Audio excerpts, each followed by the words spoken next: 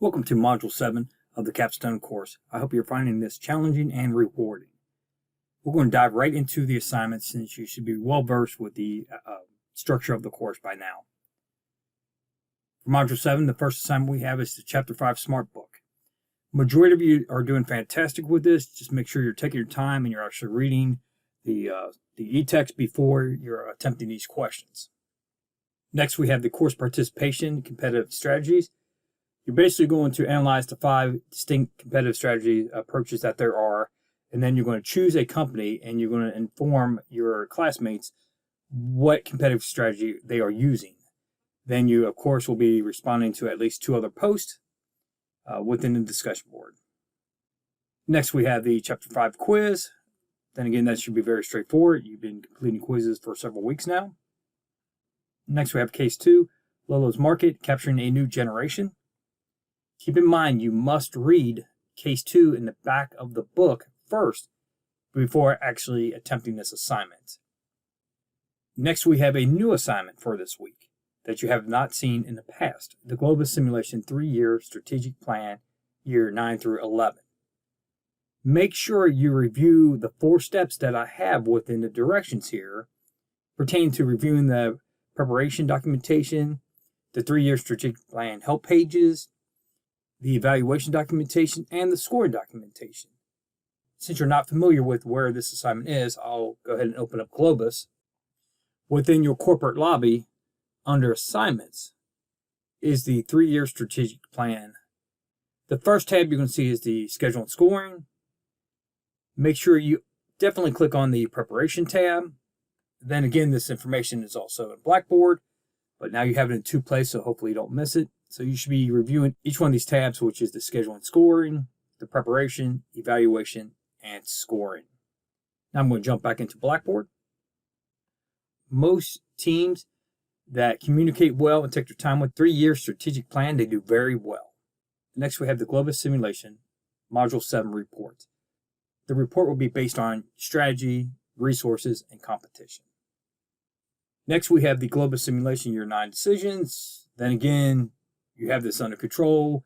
I think last week there was only 1 or 2 teams that I was concerned with. Hopefully, here in a moment when we review the standings, I will no longer have those concerns. Before we jump into the outcome of Year 8, something I mentioned early on in our introduction sessions that we had with each team is, yes, you're competing against one another to see who can win the simulation within our course, but you're also competing against other colleges. There are over 2,000 teams in over 100 colleges and universities that are currently using Globus. This is the standings for the overall game to date, and one of our teams have tied for 30th place. What you may say, well, that's not impressive. It's 30th place. Well, that's fantastic when you're talking about over 2,000 teams. And another reason why I want to bring this to your attention is as I scroll down, if you look at some of these names, such as University of North Carolina, Auburn University, Arizona State, you're talking about big universities. These are just not all 2-year community college schools. But I'm going to go ahead and jump down and show you that JMM, just making M, is tied for 30th place with the overall game-to-date score of 107. So fantastic. I'll continue to try to point this out as teams make it in the top 100 in these different categories. So great job and keep it up. So let's go ahead now and jump into our competition when it comes to Globus. Okay, here we have the Year 8 scoreboard. As you can see, this is going to be a tight competition. Obviously, great job on Team A. They improved by 7 from Year 7. Team I by 7. Team J, now you may say only 1, but keep in mind, anytime you break even or you move forward is always great in the simulation. Try never to drop points, and that keeps you in the mix. Now, you may say to yourself, well, JMM for Year 8 actually ended up with 104, but you just showed me that they had 107, tied with the 30th place overall. Keep in mind, our scoreboard doesn't come out till basically midnight on Sunday. The Globus scoreboard comes out like at 6 p.m. on Sunday. And I didn't want to adjust it to be right with Globus because I know most people prefer that 11:59 deadline. So at that given point at 6 p.m. on Sunday, JMM was at 107. So that's why they counted it. But for our purpose, JMM is at 104, which is fantastic. Anytime you're above 100 is amazing. So great job. Now, with that said, Company D at 96, fantastic. Keep it up. Company B, 92, C, 92. And to me, I would say Company F and below, watch out because you're seeing this separation, from 92 and above and then below the 90s. So don't let that separation get wider. So right now, Company F and Company C is only 8 points apart. So that's not too bad. But don't let it get much wider than that, or you will have really no hope to get in that top tier of the competition. But Company F, you made a huge jump with plus 17, so fantastic. You keep that up, and you will absolutely gain ground quickly. Now, Company E, you drop 10. That's concerning. Company H, you drop 12 as well. Watch yourself. In Company G, you drop 9, and you cannot afford to drop a single point. For you, staying even would be a victory. So, Company G, you have to do something. You're really falling out of the simulation. So keep that in mind, Company G. You have to dig deeper into the documentation. Clearly, it's not impossible because look at all the other teams. Really, out of 10 teams, 7 out of 10 are doing amazing.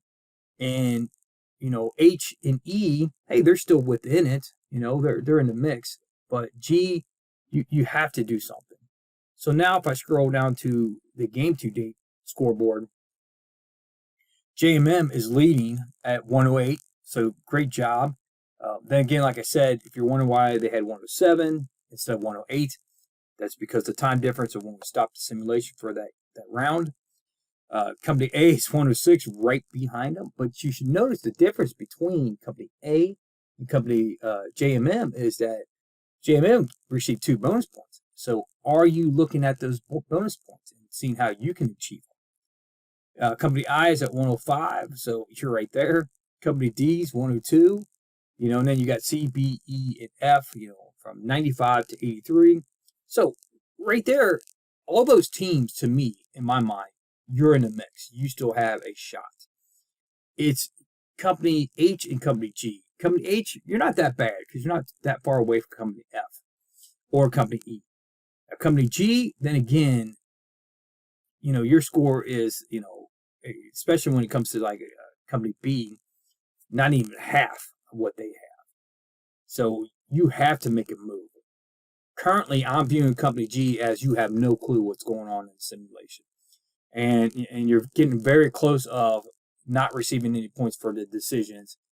So you have to make a move now, okay? Any other course, I'm very cautious of the way I phrase things, but, this is Capstone. We're not playing around. This is the real world. It's like if I was the CEO, what would I do with Company G if they were a team, part of my organization? They're the bottom tier. I'd be probably pretty much looking to move them out if they did not improve very quickly by now. So keep that in mind. I don't want to discourage you. I want to encourage you, but I also want to be truthful in with my feelings of Company G currently. So you can always reach out to me. I'm not going to give you answers and strategy, but if there's concerns within the team that calls in this, make sure you contact me. Okay, that's all I had for this week. Feel free to reach out if you have any questions. Take care, everyone.